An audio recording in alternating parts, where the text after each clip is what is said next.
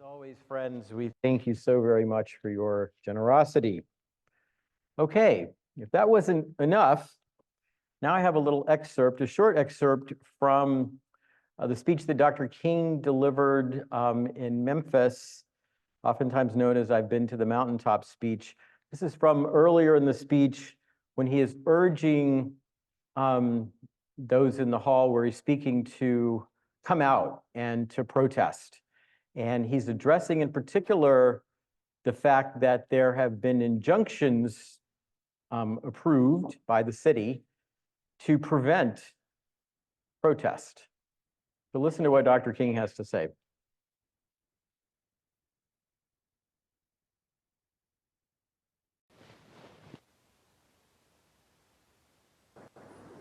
Now about injunctions. We have an injunction and we're going into court tomorrow morning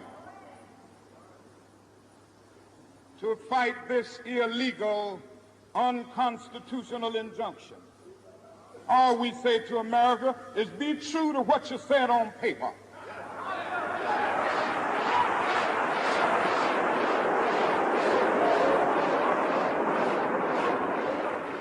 If I lived in China or even Russia or any totalitarian country, maybe I could understand some of these illegal injunctions. Maybe I could understand the denial of certain basic First Amendment privileges because they haven't committed themselves to that over there. But somewhere I read of the freedom of assembly. Somewhere I read of the freedom of speech.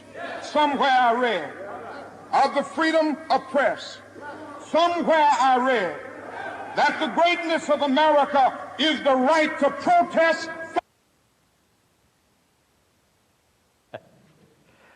For right, that was the last word. Well,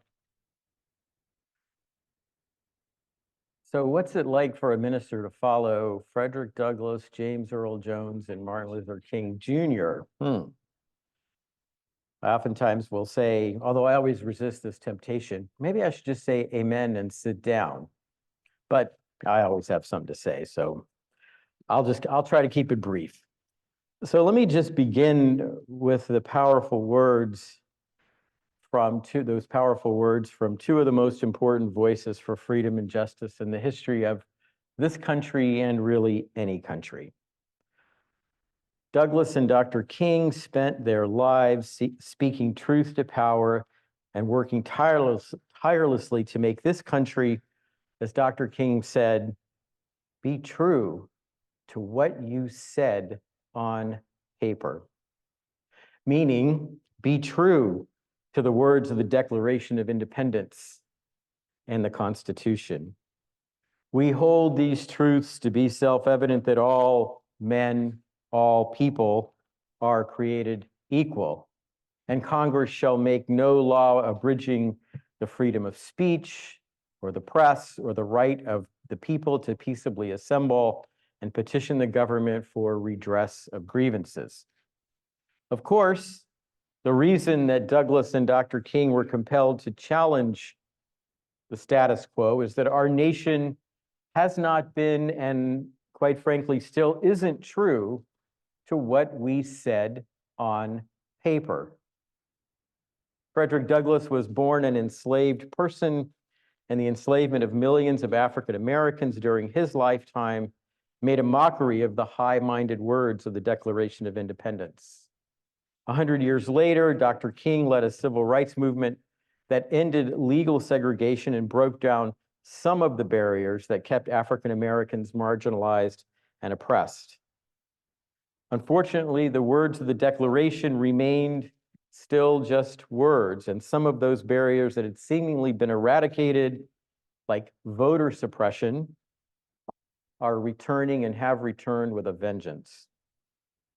As we lift up prophetic voices like Frederick Douglass and Dr. King during Black History Month, I want to make sure that we don't forget and remember to celebrate the countless other Black and brown leaders and activists, famous and not necessarily famous, who have courageously spoken and acted to transform an unjust status quo. Think for a moment about all the women of color throughout the history of this nation who, in spite of experiencing multiple and intersecting forms of oppression, risked their lives to speak and act against white supremacy and patriarchy.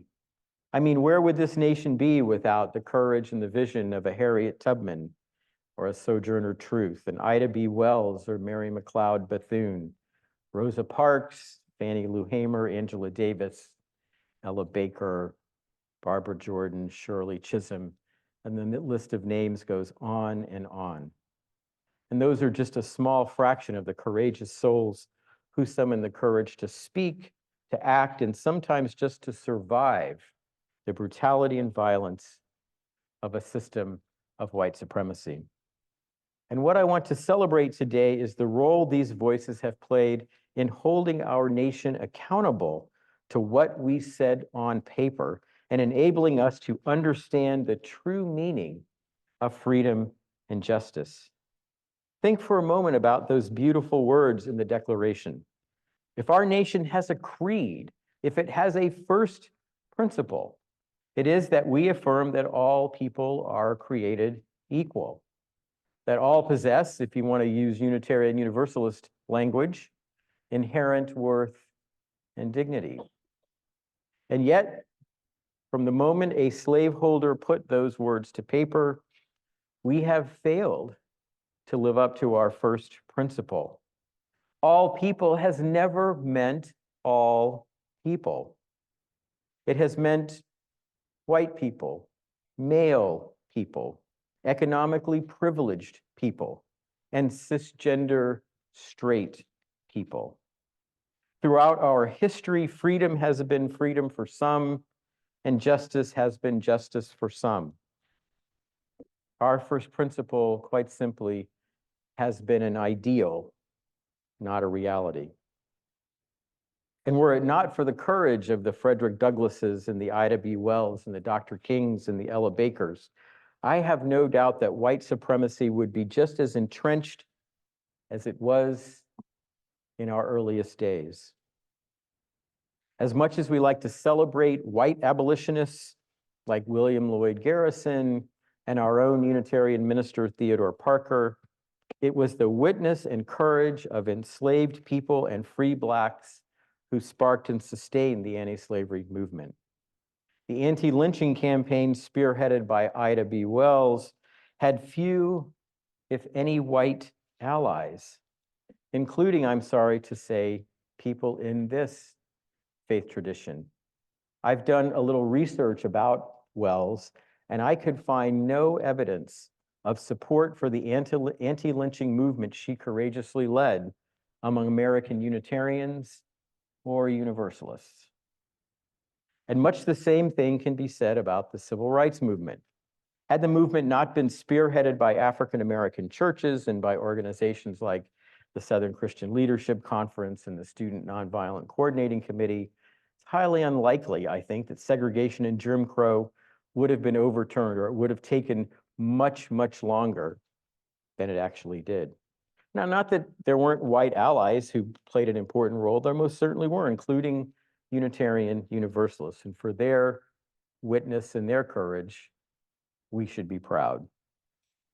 While we still have such a long way to go, African American resistance and dissent has enabled this nation to become more free and more just. And it has done something else.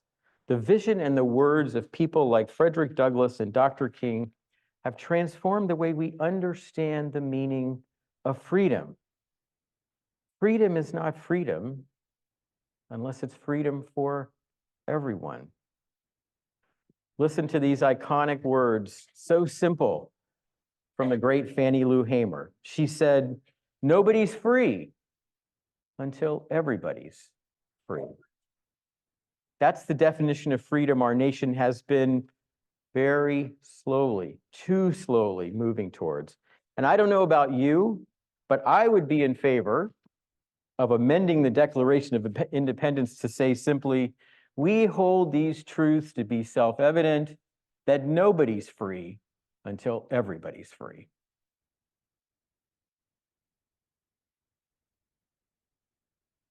Now, along with transforming the way we understand what it means to be free, I'd also like to mention that my own field of religion and theology has been so enriched in the best possible ways by the contributions of women and people of color.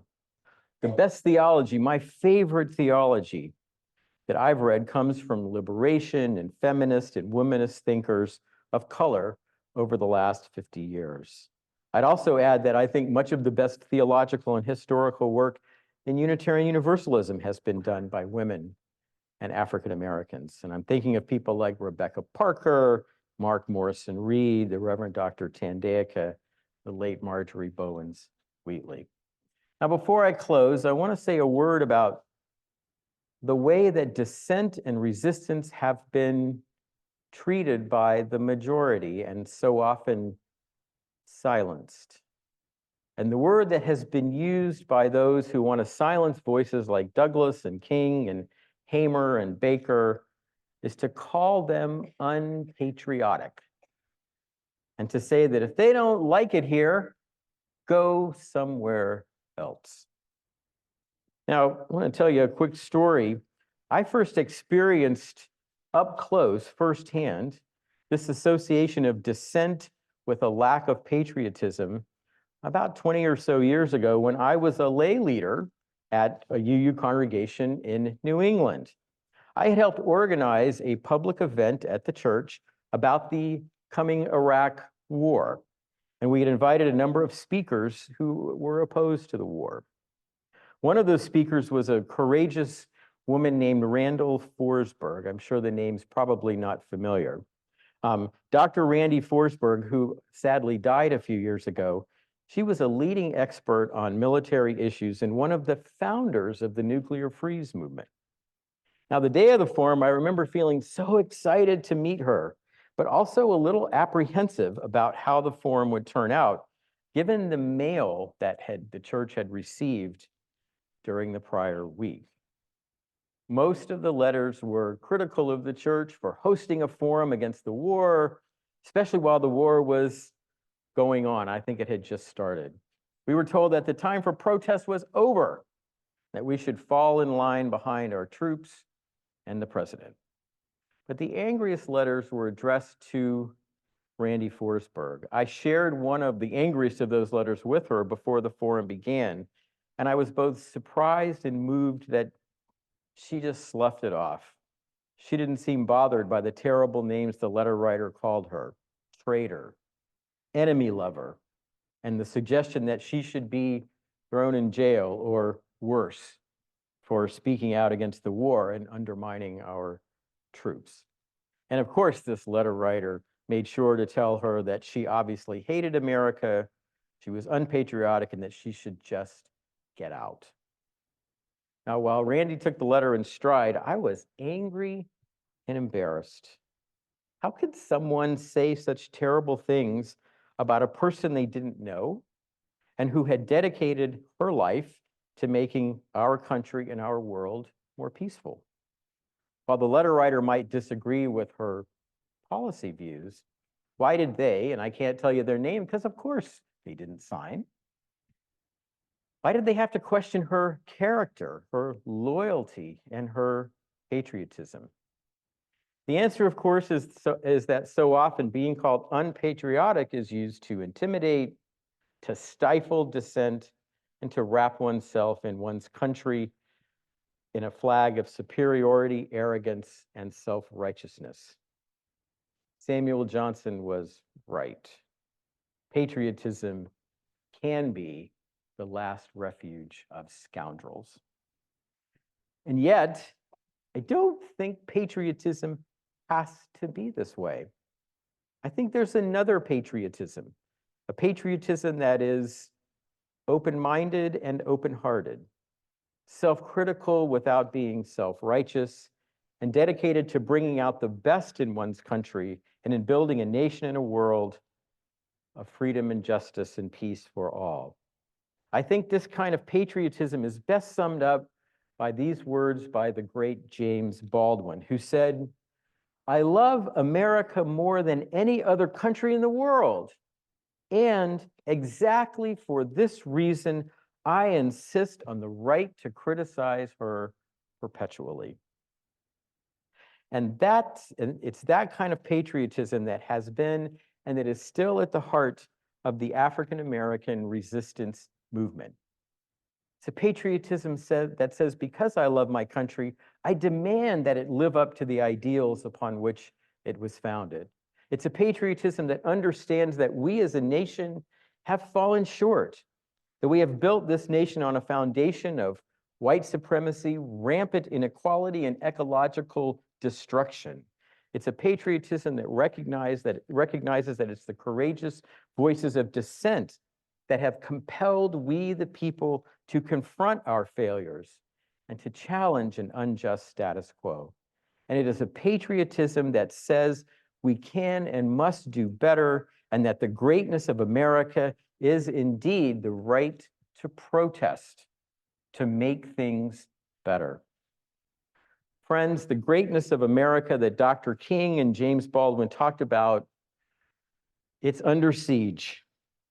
In the name of making America great again, we are witnessing rhetoric and policies across this nation aimed at rolling back so much of the progress that has been made over the last 50 years, and at silencing voices of dissent, especially voices of color. I have no doubt that words like unpatriotic, un-American, and woke will continue to be hurled at those who dare to speak up and speak out. So what do we do? What's our job? I think we've got to do what we've done in the past, what we're doing in the present, and what we must keep doing in the future. We've got to be part of that movement. We've got to protest and speak out and take action. We must join our voices with that incredible legacy of Douglass and King and Hamer and Baldwin and Randy Forsberg. We've got to keep saying loudly and clearly that nobody is free until everybody is free, that Black lives matter, that no human being is illegal, that peace must prevail, and that the sustainability of our planet is more important than profits or scoring political points. And we've got to keep faith and maintain hope. There are no guarantees that our actions will succeed, but we can be certain that if people of conscience and goodwill fail to act, nothing will change. So let this be a time when we answer the call of all of those freedom fighters and powerful voices of the past, a call to keep transforming this nation and this planet into a place of freedom, justice, and peace for all. Nobody's free until everybody's free. That's our job. Amen. May it be so.